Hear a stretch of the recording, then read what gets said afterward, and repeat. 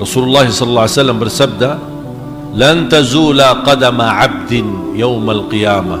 Tidak akan digeserkan kaki seorang sampai ditanya oleh Allah. Ada 4 pertanyaan. An umurihi fima afnah. Bukan berapa umurmu, tapi apa yang kamu habiskan dalam usiamu. An umurihi fima afnah. Apa yang kamu habiskan umurmu? Habisnya isinya apa? Ditambah lagi wa an syababihi fima ablah. Dalam masa mudanya. Ketika saya baca hadis ini, saya bertanya sama diri saya, eman masa muda bukan bagian daripada umur kita? Kenapa dikatakan an umurihi, kemudian ditambah lagi an syababihi, masa mudahmu? Walaupun masa muda itu bagian daripada umur total, tapi ditambah menjadi pertanyaan dan bertanggungjawab, karena di usia muda kita memiliki fasilitas dan kemampuan beda sama orang-orang yang tua. Makanya bertanggungjawab di hadapan Allah, apa yang kamu lakukan dan gunakan untuk Islam di usia mudamu. Sebagaimana Habib sampai disampaikan tadi, perjuangan umat Islam di masa Rasulullah SAW, semua sahabat rata-rata muda.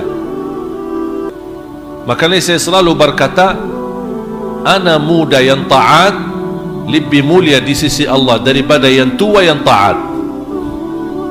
Maaf ya, yang tua-tua, bapak-bapak. Kenapa yang muda yang taat lebih mulia di sisi Allah daripada yang tua yang taat? Karena yang muda godaannya lebih besar daripada yang tua. Yang tua apa yang mau digoda? Ada, sudah habis. Habis. Harap husnul khatimah, datang ke masjid. Jadi kalau lihat orang tua istiqamah, anak tidak heran. Karena dia merasa sudah berakhir. Ya Allah, anak sudah berbuat baiklah akhir umur. Mau sampai kapan? Tapi yang dahsyat kalau anak muda yang istiqamah. Makanya di salah satu hadis, wa sab'atun yudhilluhumullahu fi dhillih, di antara 7 golongan yang akan dibawa naungan Allah Subhanahu wa taala yauma la dhilla illa dhilluh, disebutkan wa rajulun ta'allaqa qalbuhu bil masajid. Disebutkan kata rajul, bukan syebah, bukan tua, bukan muda. Karena orang yang menjaga masjid adalah seorang yang disebutkan rajul. Rajul minar rujula, minas syahama, minas syaja'ah. Bukan masalah dia laki-laki karena dia seorang laki-laki atau seorang perempuan, bukan dari jenisnya, tapi dari sifatnya. Sampai disebutkan dalam Al-Quran, rijalun la tulhihim tijaratun wala bay'un an dzikrillah wa iqamis salah. Mereka adalah rijal, laki-laki yang tidak pernah dilalaikan urusan dunia daripada kewajibannya, zikir kepada Allah dan menjaga salat. Ditambah wa an rajulun ta'allaqa qalbuhu bil masajid wa syabun nasha'a fi ta'atillah. Seorang pemuda yang menjaga dirinya dalam bertaat kepada Allah Subhanahu wa taala dapat keistimewaan khusus. Makanya ada pertanyaan dan tanggungjawab yang khusus di hadapan Allah Subhanahu wa taala, wa an syababihi fima ablah. Sayang sekali kita melihat banyak muda-muda, anak-anak muda yang sia-sia. Makanya ketika ada musuh Islam ingin menghancurkan Islam, bukan yang dicari orang tua, dia mencari anak-anak muda. Bagaimana disibukkan dengan sosial media. Saya kemarin ketika bertemu dengan Pak Mario yang biasa isi di Metro TV, dan saya banyak berdialog dengan beliau. Beliau memiliki catatan, rata-rata anak muda di Indonesia menghabiskan lebih dari 8 sampai 10 jam setiap hari bersama HP dan sosial media. Setiap hari habis. Dan kita tahu betapa banyak kemungkaran, kemaksiatan di dalam sosial media kalau kita tidak menjaga diri dan takut kepada Allah Subhanahu wa taala. Dan ini 10 jam, 5 jam, 6 jam, 7, itu umur dari kita, bagian dari kita. In dhahaba yawmun dhahaba ba'duk, sebagaimana kata Al-Hasan Al-Basri rahimahullah. Kalau lewat satu hari, berarti bagian dari umurmu sudah berlalu. Dan itu yang disebutkan waktu, semua bisa dikembalikan kalau kita berjuangkan. Sehat berobat insya-Allah, sakit berobat bisa sehat. Lagi rugi usaha, insya-Allah kita berjuang lagi, bisa kembali berusaha lagi, berdagang lagi, berbisnis lagi. Banyak hal yang kalau kita rugikan masih bisa ikhtiar untuk kembalikan, kecuali waktu, dah bisa kembali. Waktu kalau sudah berlalu, dah bisa dikembalikan.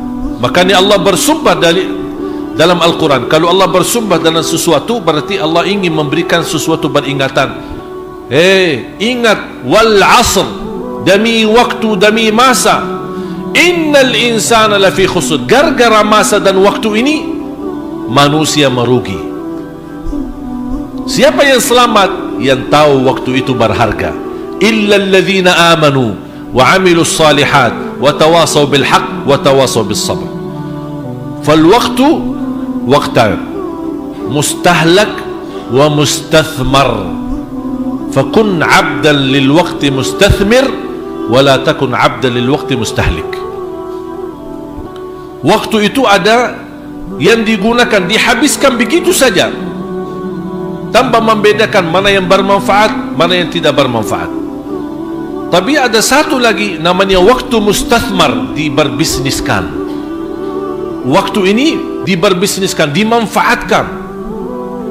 Dan bagi orang mukmin, setiap waktu berlalu, setiap waktu datang, dia selalu ada tambahan iman, tambahan ilmu, tambahan ibadah. Orang mukmin tidak ada yang sia-sia, selalu ada kenaikan takwa, kenaikan iman, besok lebih baik daripada yang kemarin, dan seterusnya sampai akhir hayat. Karena dia tahu waktu itu berharga. Tapi sayang sekali kita lebih fokus mengurus sesuatu yang bukan utama, tapi kita tinggalkan dan lalai daripada hal yang utama. Padahal yang bukan utama sudah dijamin oleh Allah. Yang semestinya menjadi ikhtiar dan perjuangan kita yang utama adalah taat, ibadah. Kalau kita fokus kepada perintah Allah yang utama, hal yang utama yang alasannya kita diciptakan, yang lain akan terurus sendiri. Sekarang siapa yang tidak pusing urusan rezeki? Orang lebih stres kehilangan rezeki daripada ketinggalan salat. Bangun telat salat subuh, tidak apa-apa, biasa aja. Tapi coba kalau dia telat, ada perjanjian yang akan dihadiri, ada transaksi yang hasilnya amat besar, aduh luar biasa, dia jaga supaya tidak telat, karena ada di situ ada faedah, ada keuntungan, karena bisa hadir saja sebagai saksi, dapat fee berapa persen, nilainya berapa sekian. Sedangkan rezeki itu sudah dijaminkan oleh Allah, dan tidak mungkin ada orang habis umurnya belum habis rezekinya. Lan tamuta nafsun hatta tastawfi rizqaha wa ajalaha. Selama masih ada rezeki untuk kita, belum boleh mati. Kalau habis rezekinya, harus mati. Saya menemukan banyak cerita. Seorang tetangga sakit-sakitan, sama dengan syair tadi, wa kam min sahihin mata min ghairi illatin wa kam min saqimin 'asha hina min ad-dahri wa kam min 'arusin zayyanuha li zawjiha wa qad nusijat akfanuha wa hiya la tadri. Berapa banyak penantin-penantin yang lagi disiapkan untuk hari pernikahannya, tapi datang malaikatul maut. Seorang tetangga sakit-sakitan lama di rumah sakit, sadar koma, sampai doktor sudah tidak ada harapan, ini sudah tidak bisa diatasi, ini sudah Tiba-tiba subhanallah satu saat beliau sadar dan total sehat. Duduk sendiri, sambil keluarganya pun kaget. Ada apa ini kok? Tiba-tiba jalan-jalan hantu di subhanallah, luar biasa. Tiba-tiba begitu saja. Bahkan dia minta, ana mau makan. Nampaknya dia hobi makan padang. Ana minta makan padang. Disiapin nasi, siapin. Ana minta minum. Dia suka satu minum, dia ambilin. Habis dia makan, habis dia minum, dia minta istirahat. Langsung wafat. Karena masih ada rezeki nasi padang, dia tidak boleh mati. Allah belum izinkan, dia tidak boleh mati. Koma sadar, sakit-sakitan, Allah kasih sehat. Bangun dulu, makan dulu. Habis makan, malaikatul maut cabutlah nyawanya. Sudah habis rezekinya. Dijamin rezeki. Sebagaimana umur mengejar kita, kematian mengejar kita, dimanapun kita berada, sama rezeki mengejar kita dimanapun kita berada. Tak ada rezeki salah alamat. Ada orang lagi protes, marah, kok saya sebenarnya fantasnya saya mengambil ini, kok diambil sama, ya bukan rezeki ente, bukan punya ente, punya dia. Tapi mana kita punya keyakinan tidak? Kalau anak hidup sampai besok, berarti ada rezekinya sampai besok. Berarti jamaah sekalian seharusnya difikirkan bukan besok aku dapat rezeki atau tidak, tapi yang difikirkan apakah saya masih punya umur besok atau tidak. Kalau anda masih punya umur, dijamin rezekinya.